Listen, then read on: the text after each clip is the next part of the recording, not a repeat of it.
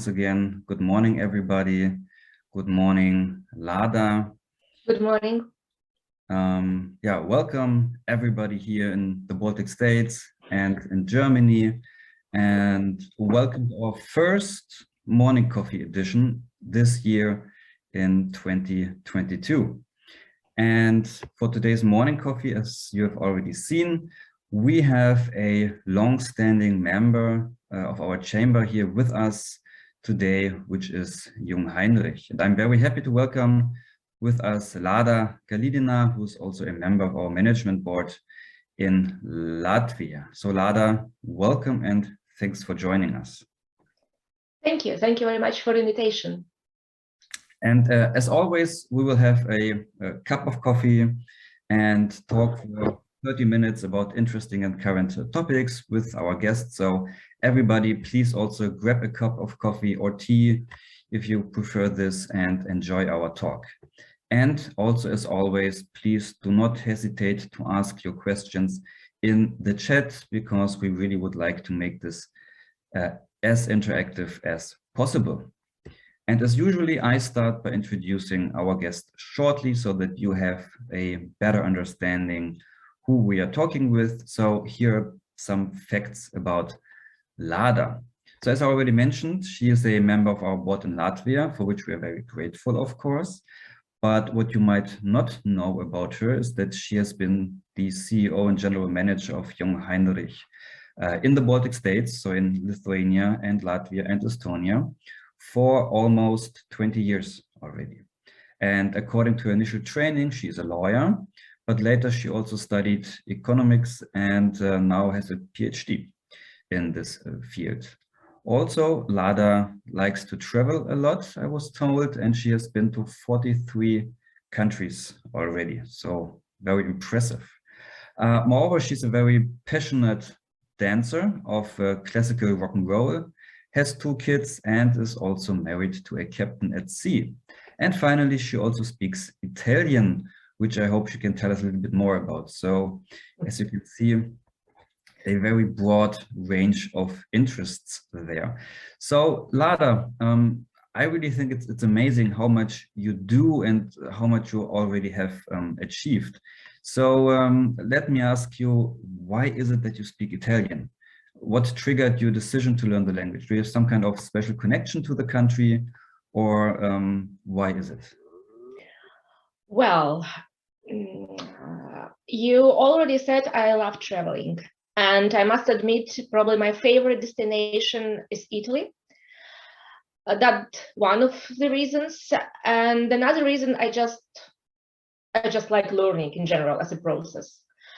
And learning Italian was, just the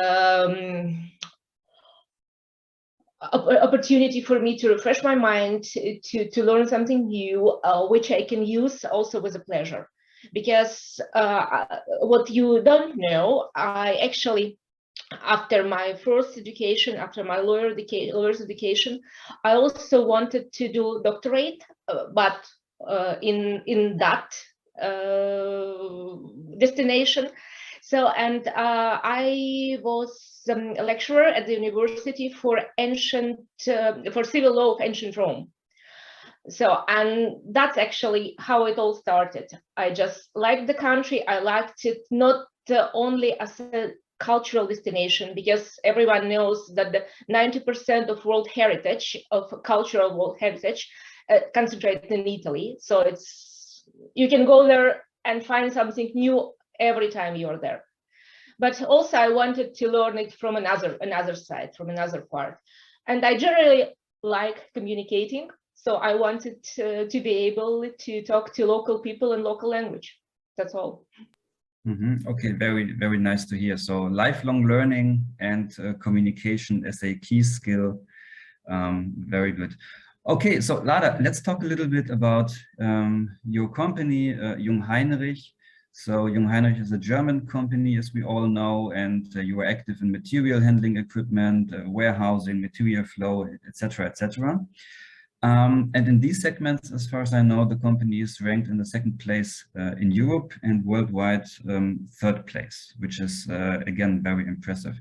So can you tell us a little bit about the operations here in Latvia, of course, but also in Lithuania, Estonia?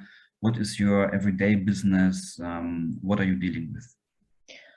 Well, sure, with my greatest pleasure, because the company itself, I just, when I started, I never thought it will be as exciting, as challenging, and as pleasing as it is. So I'm 19 years with the company. I still enjoy it. I still enjoy the process. And the company itself, to me, well, it's one of the best employer and one of the best companies you can find generally in meaning of innovation, of sustainability, of social responsibility. So to me, it's very important, because I like to be proud of what I'm offering to others. And I'm really proud about the company. And yes, we have a direct subsidiary, direct company in Latvia and Lithuania. So we both are 100% owned by Big Mama, by Jungheinrich. And in Estonia, we have a dealer. And also we have some customers which we are serving directly from Riga due to just some specific reasons. So they wanted to be served directly by the daughter company.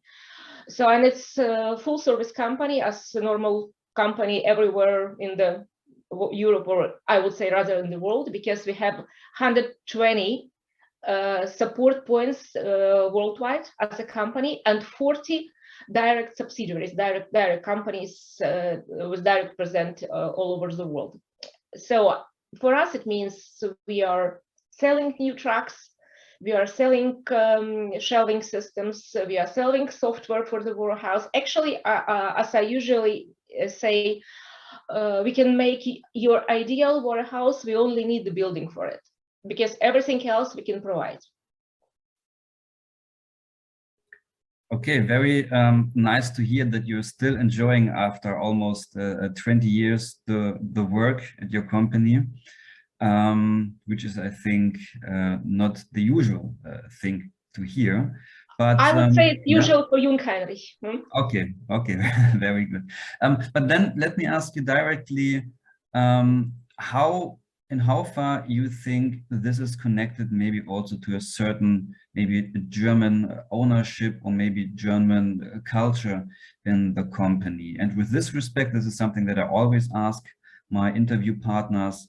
Do you see certain differences between, let's say, the work culture in a German company on the one hand, and in Estonia, Latvia, and Lithuania on the other hand? And are you trying maybe also to implement this German work culture in in your companies in the Baltic states? Or what is your experience with this in general? And did it contribute to you feeling still very happy at work?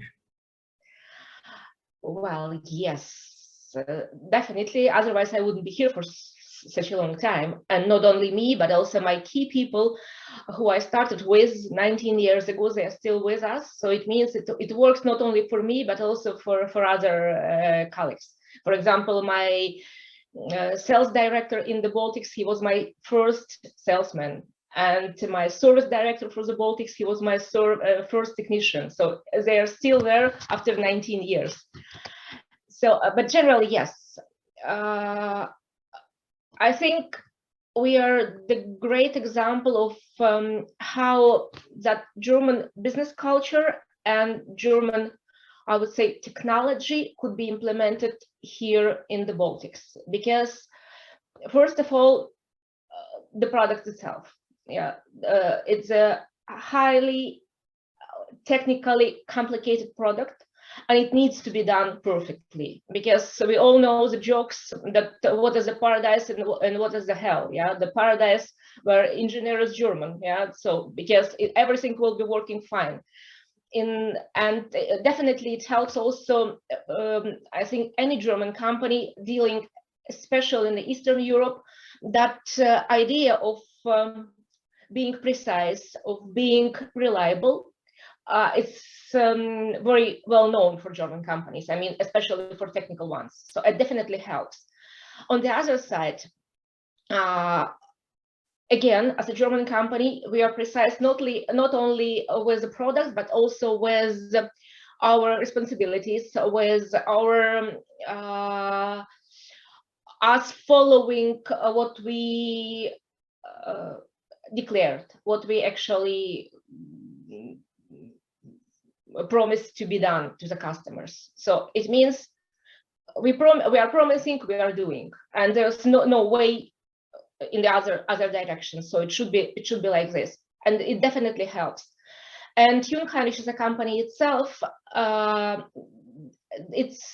it always valued very high the human values, the family, the well-being of employees, and well-being of the partners, being responsible for not only what you are doing, but also how you are doing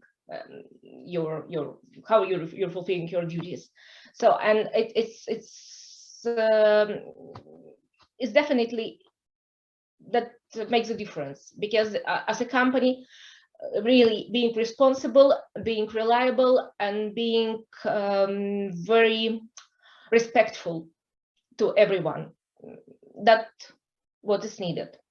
On the other hand, yes, sure, there are some difficulties which we are usually seeing, because being precise, it could be sometimes hard, because you really have to follow what's going on. And for us, as like being more Eastern European by our character, by our temper, sometimes we would probably be so excited and go somewhere else, forgetting what we had to do and what we're supposed to do. So that helps as well. So that helps to keep us in that frame that at the end it makes life easier. Okay, very interesting. So you also mentioned that values are very important, and you mentioned family. So what are the key values of Jungheinrich, or also for you personally, and how do you ensure that those values are lived, you know, on an everyday basis? I mean, how did you manage that not only you are so satisfied at your company, but as you mentioned, also your key employees started with you 19 years ago and are still with you. So what is your secret to keep everybody happy and within your company? Well, it's not possible to keep everybody happy all the time, but in general, yes. And it's not only because of me, it's generally because of the company values. And the first, I would say for me, because we have so-called the cloud of values, and those values are defined. We had a lot of, actually it was kind of internal project within Jungheinrich worldwide, when all the employees, they were working on creating that cloud of values, just finding out what's more important, what helps us to be who we are. And for us, actually, probably number one is trust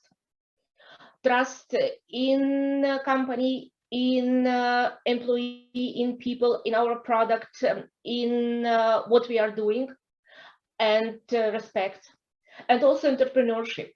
So we are pragmatic. Yes, we follow the rules, no doubts, but we always try to define where is enough.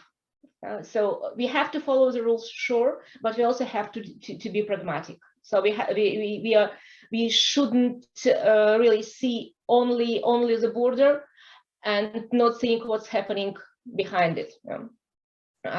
That's one thing. And to me, I think actually the most important when you are manager you have to understand why are you here and what you are here for. And to me, actually, management is kind of, I like the concept of servant leadership. What does it mean? It means that the manager is actually kind of service for employees and for the company. And my main task is to find the best employees available on the market, or the best potential available on the market, to provide them with everything they need to work fine. So it might be training, it might be environment, it might be tools, whatever. So generally provide them with what they need, and then just support them when they need. And I'm proud that all of my employees, they work better than I could do it, because they are absolutely stars in what they are doing. And my main task, just keep them together and let them work, because they can do it better than I would. That's as simple as it is. And that's actually very interesting, because this is also one of the questions that I have prepared for you, because you told me earlier that you are a very keen fan of this servant leadership style.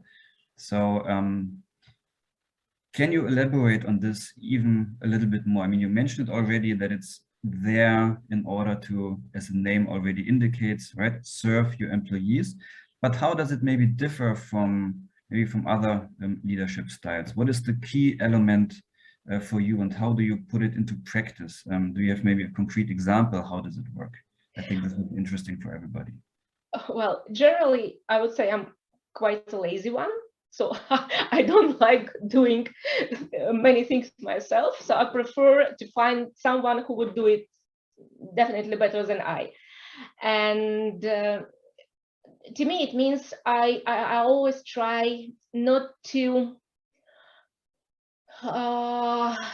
give orders. I prefer just to discuss with my colleagues where we are going and why, and then they actually find themselves the better way of doing it. And then if they already choose themselves what they have to do, I only have to help. Yeah, I don't have to push them, they do it themselves. And then they feel kind of owner of the decision, and they are even more motivated to do it than if I would order them to do it. That's first of all. And yes, I'm sure that in general, people like doing things good. So they like when their work is done in the best possible way, and I only have to help them to be able to do so. Yeah, so that's all. Yes, sure. If something is going wrong way and it's totally unacceptable, yes, I definitely will step in. So, and in some crisis times, so when there's no time for democracy, I mean, or long discussions, yes, I will step in and I will do something which is needed.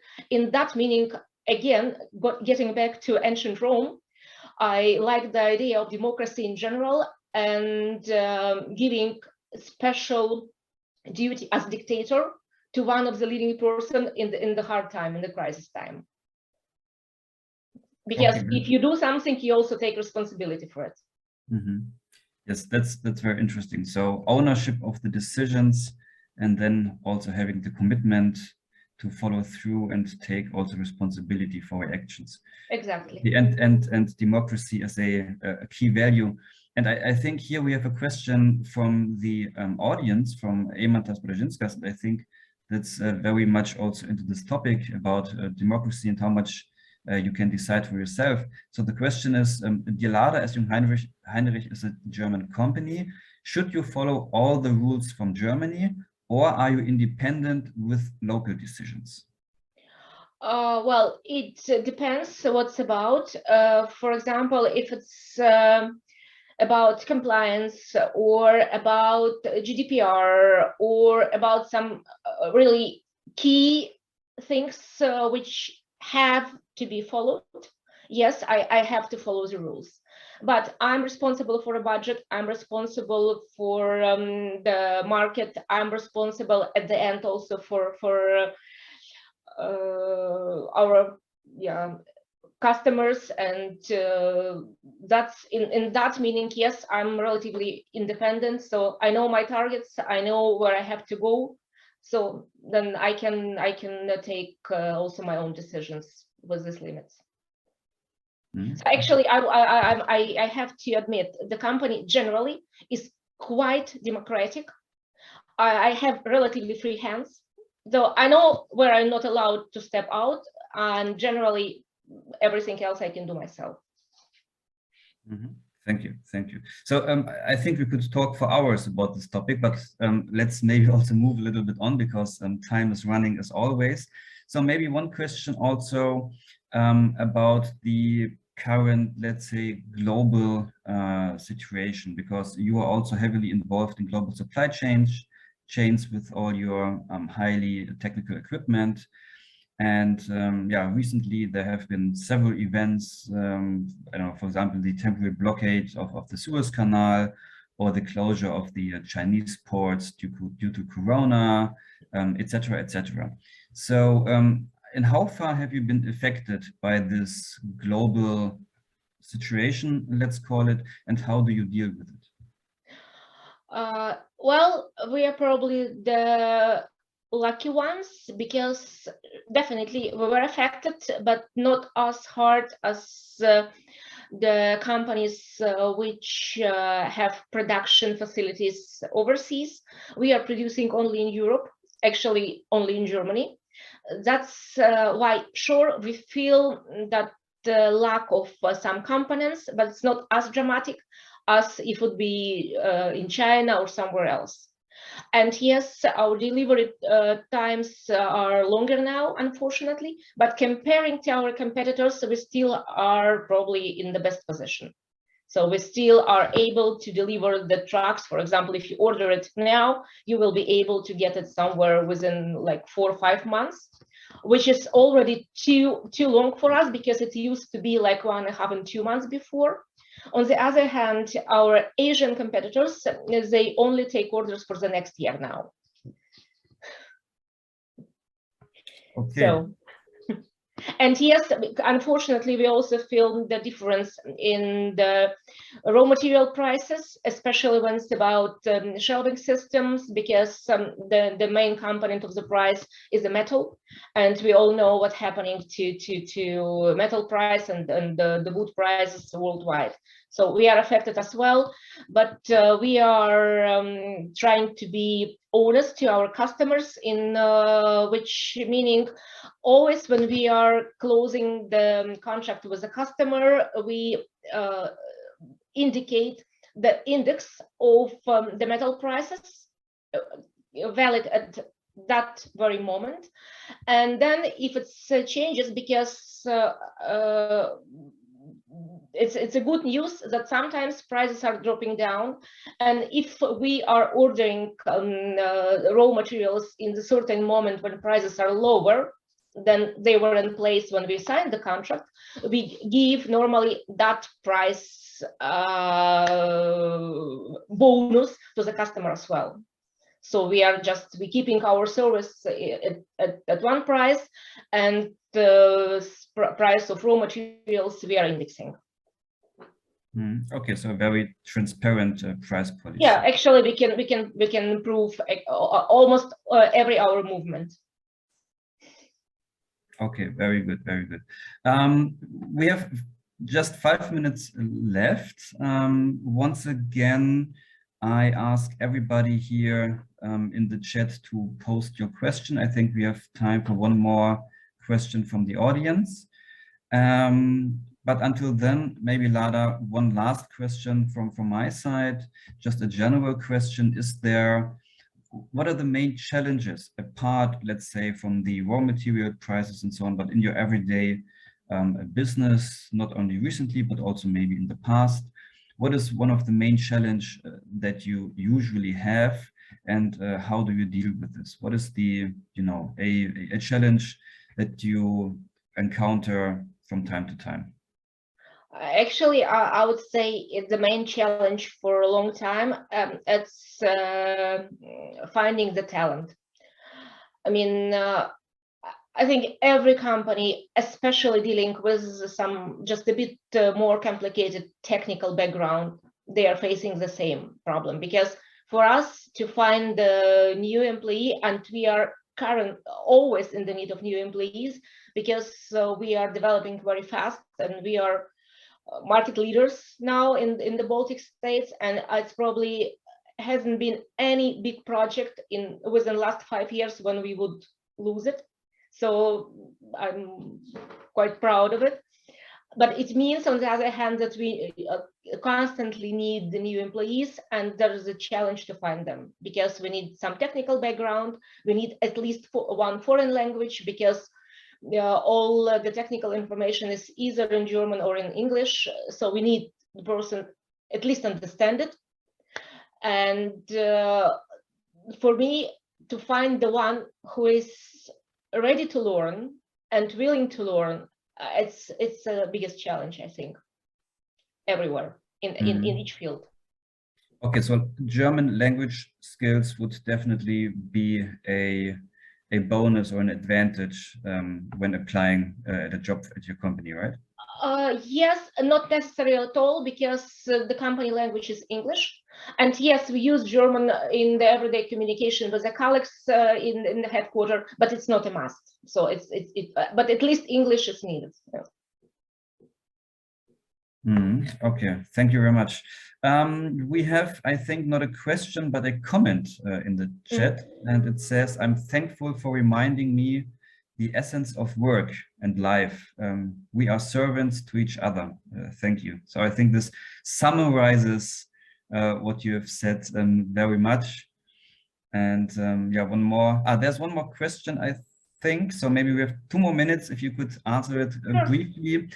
What has been the main reason for Jungheinrich to end cooperation with an existing supplier in the last year? Okay, so I don't know if this is a question that you can answer right now. I'm not sure if you know what's related to, but yeah, actually, I don't really know what's meant, what kind of existing supplier in which field, because as a big company, our global suppliers are chosen also in the headquarters, and it's always done via kind of tender.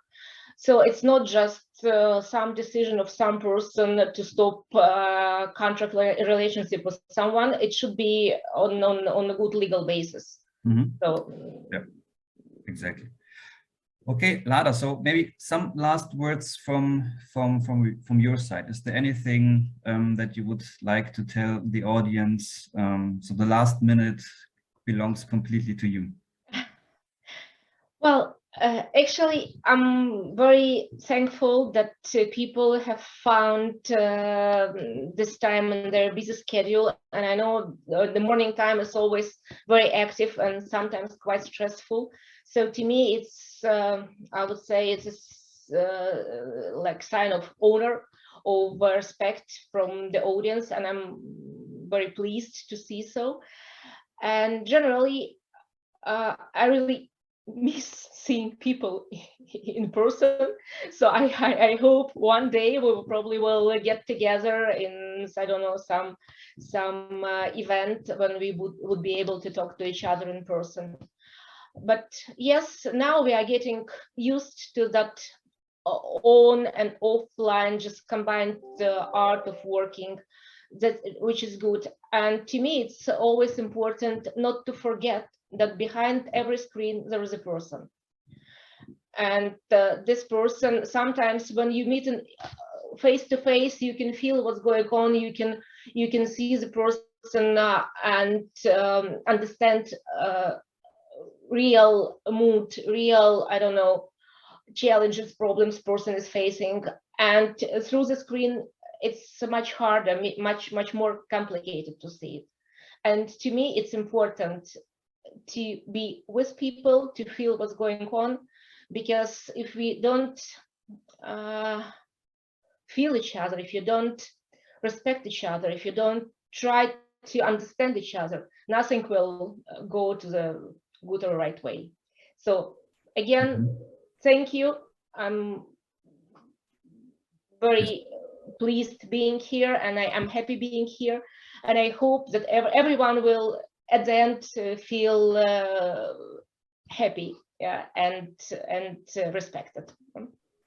Very nice last words. So in order to close the meeting, we are right on time.